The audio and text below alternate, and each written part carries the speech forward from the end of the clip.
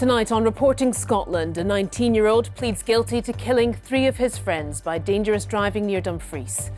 Finlay Johns, Ian Cannon and Tyler Johnston, who were all 16, died at the scene of the crash in March 2022. Also on tonight's programme, parents in Falkirk say they'll fight potential plans to cut the number of hours pupils spend in school. I feel so worried for my children's futures, that they're going to have less education. Falkirk Council's proposing to shut all schools at 12:30 on Fridays. The local authority says its budget is more than £62 million short. As the countdown to the Euros continues, I've been having a look around the Scotland camp here in Bavaria. And in other sport, as a tightly fought Premiership title race comes to its conclusion, we ask what separates the Glasgow rivals at the top of the table. Hello, I'm Laura Goodwin. Welcome to Monday's programme.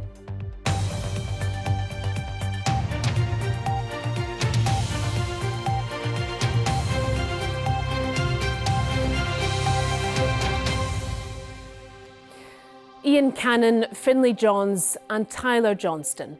3 16-year-old boys killed when their friend crashed the car he was driving. Jake Loy, who was 17 at the time, pled guilty to death by dangerous driving near Dumfries in March 2022. Loy only had a provisional licence when he collided head-on with another car. The High Court in Glasgow heard how one of the boys had posted on social media while in the car about how he was scared as Loy was swerving all over the place. Katrina Renton has more. Ian Cannon, Finlay Johns and Tyler Johnston were all 16 years old when they died. 19-year-old Jake Loy, seen here on the right, who was 17 at the time, was driving. He only had a provisional licence when he crashed head-on with another vehicle on the A711 at Cargan Bridge.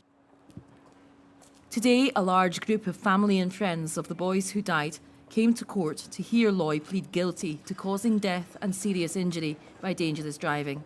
Alex Prentice, KC for The Crown, read an agreed narrative of what happened that night. The court heard that late in the evening of Tuesday the 15th of March 2022, Jake Loy left the Moffat area. Ian Cannon and Finlay Johns were in the car with him and they travelled to Dumfries where they picked up Tyler Johnston. Meanwhile, another driver, Stephen Jackson, was returning home to Dumfries with 2 passengers. The court heard it was dark, but the weather conditions were described as fine. The court heard Mr Jackson saw Loy's black Honda Civic coming towards him. He said he could not see any lights in the car and was not sure what side it was coming from. Mr Jackson said Loy drove straight into the front of his car. One of the passengers in Mr Jackson's car said he had no time to react. Loy's car was split in 2. The 3 boys died at the scene. The 3 people in Mr Jackson's car were seriously injured, as was Jack Loy. The boys were members of a Snapchat group. In the morning, one of the group saw a message written by Ian Cannon when he was in the car being driven by Jake Loy. He said he was scared because Jake Loy was swerving all over the place and that he was a terrible driver and he was flooring it. It was concluded that driver inexperience and excessive speed were significant factors in the loss of control of the vehicle. The defence accepted this, but told the hearing that Loy had no recollection of the crash, so the precise cause of the loss of control cannot be determined. Jake Loy had his bail continued while background reports are compiled. He will be sentenced in July. So many lives shattered, all from the events of one night. Katrina Renton, reporting Scotland at the High Court in Glasgow. The Chief Constable of Police Scotland says detectives investigating SNP finances will report their findings to prosecutors in a matter of weeks. Joe Farrell declined to say whether anyone else would face charges after Nicola Sturgeon's husband, the former SNP Chief Executive Peter Murrow, was charged. She also said she wants officers to move away from carrying out welfare checks on people with mental health issues. Here's our Home Affairs correspondent, David Cowan. Evening. Hi, Joe Farrell. Hi. The new Chief Constable leads a force facing many challenges. Scotland has its lowest number of police officers in 15 years. Just to say how impressive you are. And much of what they now have to do falls out with traditional policing. The Chief says that every year, Police Scotland deals with over 100,000 mental health incidents, only 13% of which involve a crime. Our involvement in mental health incidents and supporting vulnerable people has a significant impact on this organisation and is way beyond where policing should be. Police emergency. In England, many forces are refusing to deploy to mental health incidents unless they involve a crime or an immediate risk to life. Jo Farrell doesn't want to go that far, but she says the force is going to stop filling in for other agencies. Would you like to see your officers no longer having to carry out welfare checks? Absolutely, because we are the ones that deal with housebreaking, online sexual abuse, fraud, cyber, domestic abuse, serious and organised crime. We're the only ones who do that. Another long-standing issue, the time officers spend in court waiting to be called for trials which don't go ahead. Of those officers that go to court, my conservative estimate would be only 15% will give evidence. Work is underway to reduce the police's involvement in mental health and the court's process, but both issues will be difficult to resolve. Police Scotland is institutionally racist and discriminatory. The new commanding officer has backed that statement by her predecessor. The force has just had to pay out £430,000 to former officer Gemma McRae, who was sexually assaulted by one of her colleagues. Quite clearly, the behaviour, the attitude, the actions that she suffered are quite frankly disgusting and have no place in Police Scotland. One of the things she's talked about is a feeling that she was banging her head off a brick wall when she was trying to complain about this, and it would still be, she believes, career suicide to go forward and complain about this kind of behaviour. I recognise what Gemma's saying there, and we've got more work to do.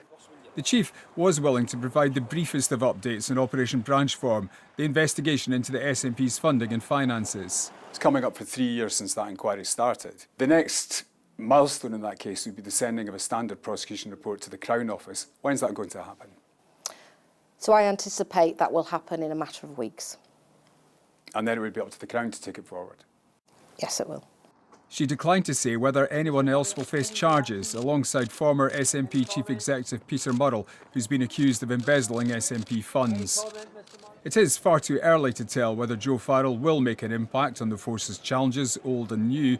The Scottish Police Federation has said she's saying the right things. The question is, can she deliver? David Cowan reporting Scotland, Glasgow. Some of the day's other stories now.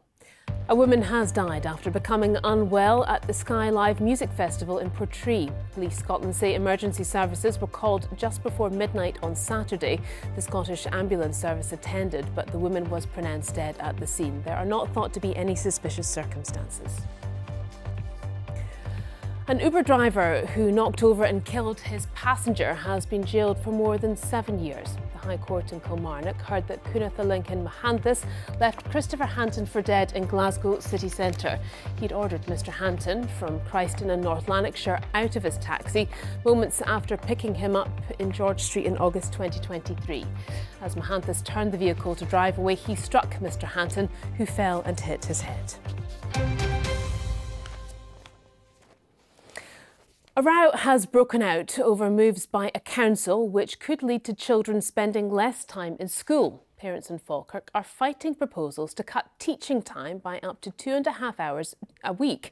The council is launching a consultation on plans which next year could see pupils finish at lunchtime on a Friday. Some parents have branded the proposals disgraceful, but the council says it's considering cuts in the face of a £60 million budget black hole. Suzanne Allen reports. A 3 o'clock finish for this school in Falkirk today. But if the council's proposals go ahead, it will mean a 12:30 lunchtime pick-up every Friday. Parents are only just learning the full details.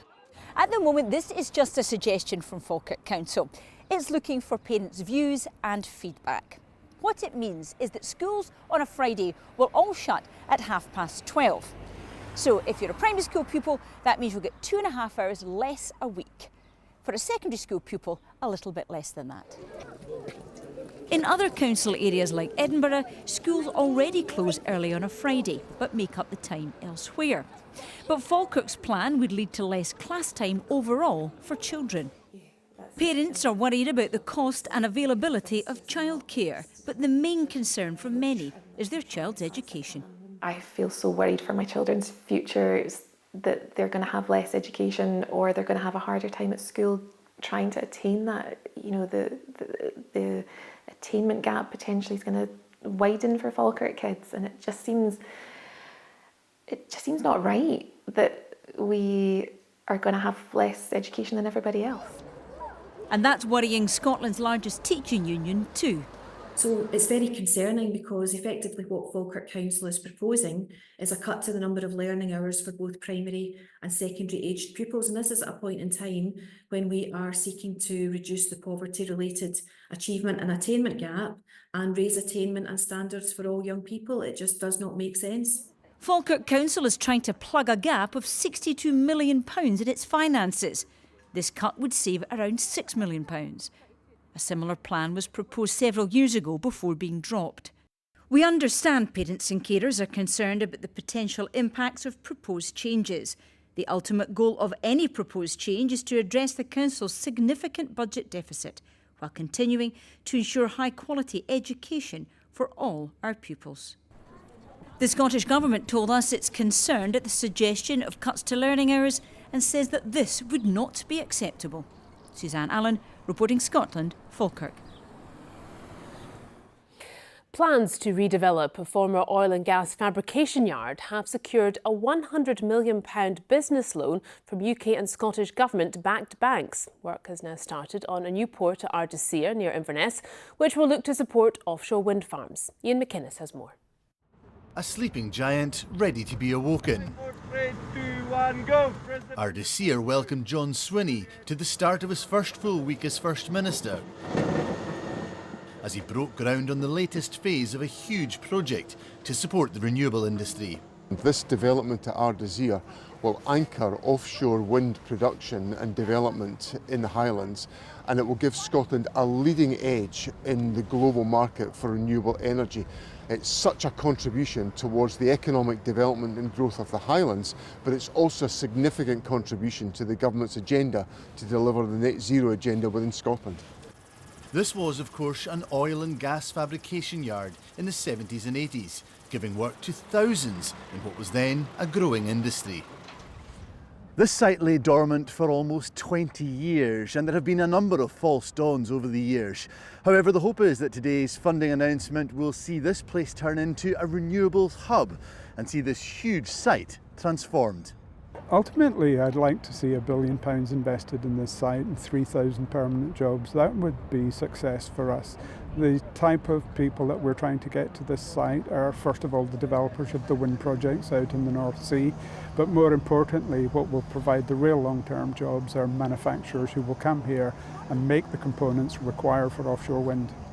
The next phase of work is focused on a 650-metre quayside, and the hope is that the site's position within the Inverness and Cromarty Firth Green Freeport will help with bringing work to the site. Scotland and the UK are world leaders in terms of renewable energy, particularly for offshore wind, and this site is going to be a key part of building on those foundations and hopefully continue to consolidate our world-leading status. The hope is the port will be up and running by the end of next year, and in time will become a central player in Scotland's renewable sector. Ian McInnes reporting Scotland in Ardesir. Now there's just over a month to go until Scotland kicks off Euro 2024 against hosts Germany, and preparations are underway in anticipation. Our sports news correspondent Chris McLaughlin is in the Bavarian town where Steve Clark and his team will be based next month. 20 minutes from the Austrian border lies Garmisch-Partenkirchen, picture postcard alpine town famed for its hospitality. And in a month's time, it'll play host to some very special guests. I think it's a special team. Yeah. Yeah, I'm very excited. Yeah. Yeah. When I go to the streets of my town, I'm asked, when do they come? When will they arrive? What are you planning for the team? What are you planning for the fans and so on? Yes. Yeah. Christian, how are you? Hi Chris, how nice are you? To see you. I'm good, thank you. Okay to show us around? Absolutely. Thank you. Welcome to Garmisch-Partenkirchen. Beautiful place. Thank you. Beautiful. These rooms are perfect. You can have your lunch, dinner inside or get outside. As well. Yeah. Yeah. And the team is bringing its own chef, I think, but it's just in a supervisory role. Exactly. So together we will prepare very good food for the team. Steam bath, saunas. This is the place where the players can relax. Spa facilities, wherever you can see. We have indoor pools, jacuzzis, And everywhere I look, there seems to be a sauna or a steam room. How many saunas do you have? In total, we have 11. Wow. So. Wow, so lots of places to go and Absolutely. completely and utterly chill. And then, of course, once they have that, they can come out and relax to this. And it's quite something, isn't it? It's incredible. Absolutely. Whole year, warm water, and you can see very nice mountain view, and you can hear, you hear nothing. So, indoor pool, of course. I take it no diving? No diving. No diving. John McGinn can't dive in here. No, he cannot. No, John, you can't dive. So, here we go. The all-important games room. The games room. Absolutely. Wow. So you really have everything here, right? You've got darts, you've got air hockey, you've got the old school game, you've got pool, you've got foosball. I don't want to leave. I'm going to stay here, I think. Let's stay and play around. The all-important room, of course. How many rooms do you have here? In total, 120. Okay. Big TV on the wall, bedroom here, somewhere for a midnight snack, of course, as well. Absolutely. And, of course, rooms with a view. And what a view. It's absolutely stunning. Thank you. Beautiful. Mountains everywhere. Everywhere. Of course, in every training camp, you need somewhere to train, and this, just a short distance from the hotel, is where Scotland will prepare for their matches. Some UEFA pitch inspectors, in fact, are here already. To say that the backdrop is spectacular is an understatement. 1 month to go, and Garmisch and Partenkirchen is ready. And Chris is live for us now in Bavaria. Chris, as you say, a month ago, it all looks great. Maybe you can give us a sense of the excitement and anticipation that's building. Yeah, it's all starting to feel very real now, Laura, isn't it? It's quite a place, as you could see. I should mention a word on security. The officials here say there will be an increased police presence while Scotland are in the town, as you would expect. There's no real concern. They hosted the G7 in 2022, so they are used to hosting VIPs. The Austrian border, which is about 20 minutes away, will be closed as a precaution during Scotland's stay. So I think relaxed but vigilant is the message around security now. As the countdown to the Euros continues, we will have a special report tomorrow from Munich, where one official told me that he expects 200,000 Scots to descend on the city. I'm not going to attempt the town name there, but many thanks from Bavaria. 200,000 Scots, Laura, that's quite a lot, isn't it? I know, it's a lot. They don't know what's going to hit them. Exactly. But nonetheless, they look ready. Listen, what else is happening in sport, Amy? Plenty of other sport. I'm going to bring you right up to date. Thanks very much. Good evening. The Rangers manager, Philippe Clement, says there will be a big rebuild at the club over the summer. Derby defeat at the weekend means rivals Celtic just need a single point to clinch another title. But the Belgian boss believes the gap to the champions-elect is not a big one, a claim disputed by a former Celtic great, as Keridine Edsan reports. The end of the title race, the end of an era for some at Rangers. As Celtic prepare for a Premiership party, their rivals are getting ready for a revamp this summer. It's going to be a big one because of all the end of contracts. And maybe others also. So, no, it's going to be quite a rebuild also.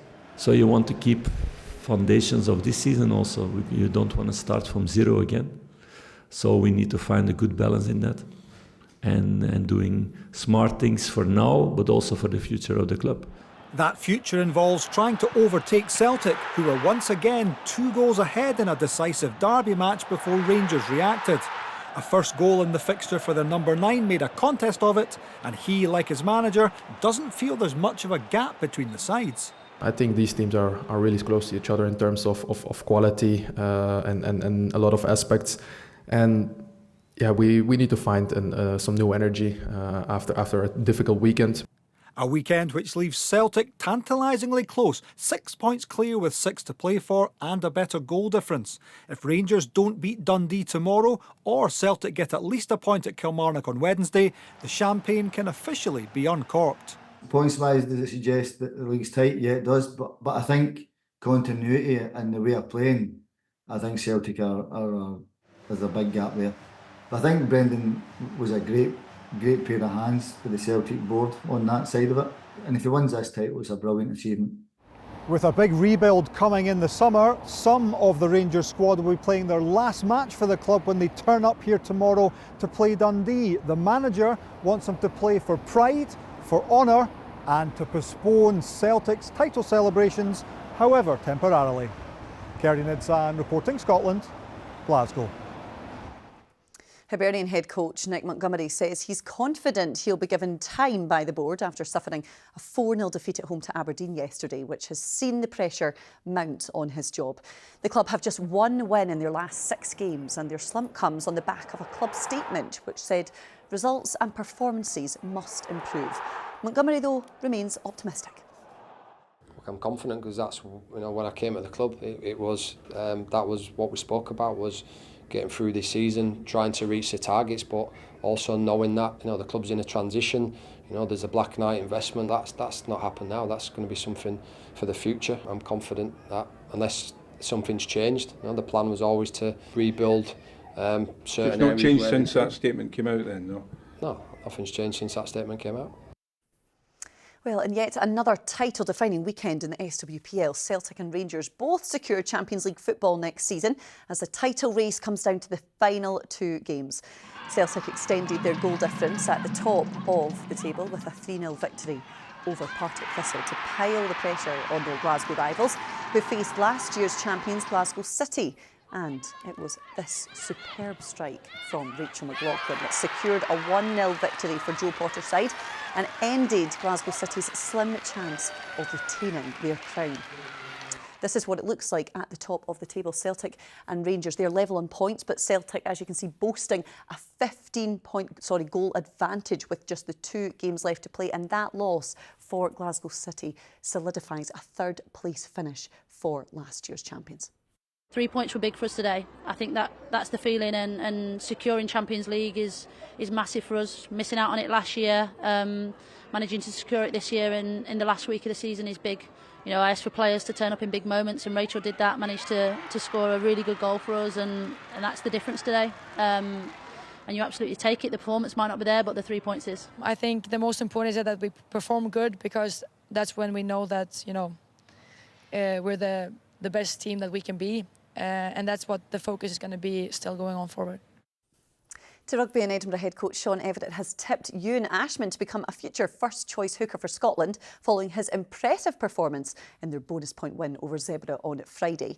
The Capital Club are now 6th in the table and kept their playoff hopes alive following a 40-14 win over the URC's bottom side. Ashman scored 2 tries and was named player of the match, and his head coach believes he's got a lot to offer at both club and international level. Yes, I think Ewan would be challenging George Turner anyway, and the performance that he's been putting in. There was an area of the game that he needed to work on, and that was his line-out throwing. And he's improved so much that he's sitting as the 2nd best thrower in the URC.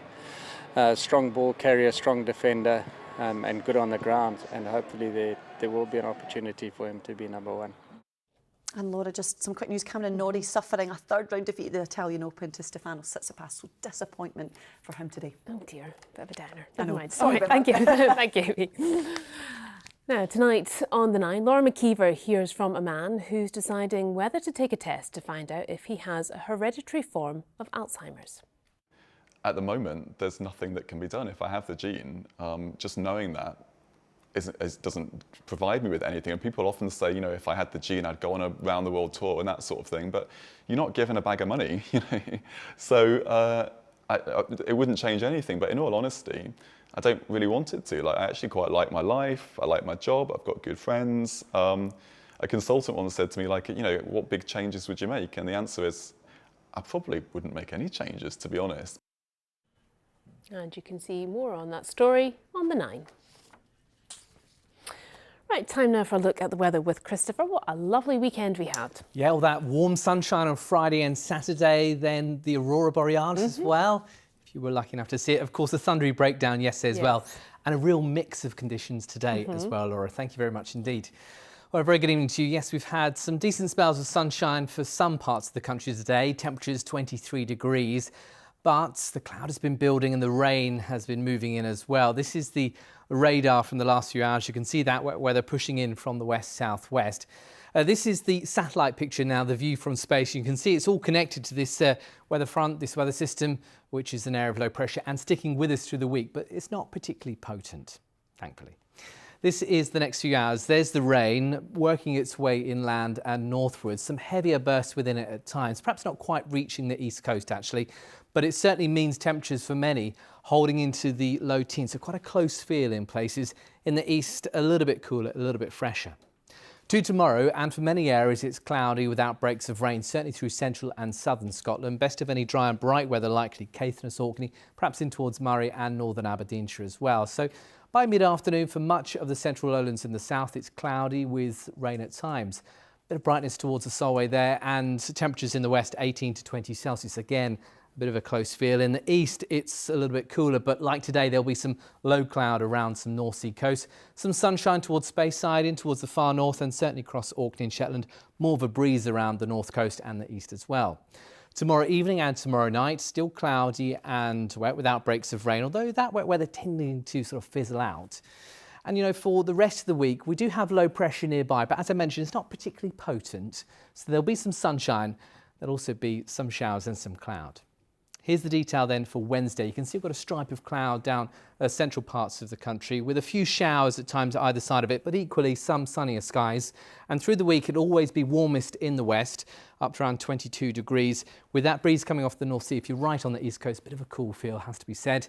A similar sort of picture on Thursday, warmest in the west, some areas of cloud, a few showers at times too.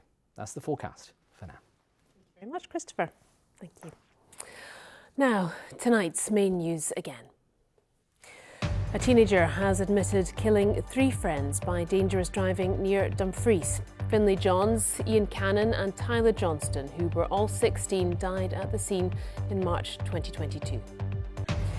The Chief Constable of Police Scotland says detectives investigating SNP finances will report their findings to prosecutors in a matter of weeks.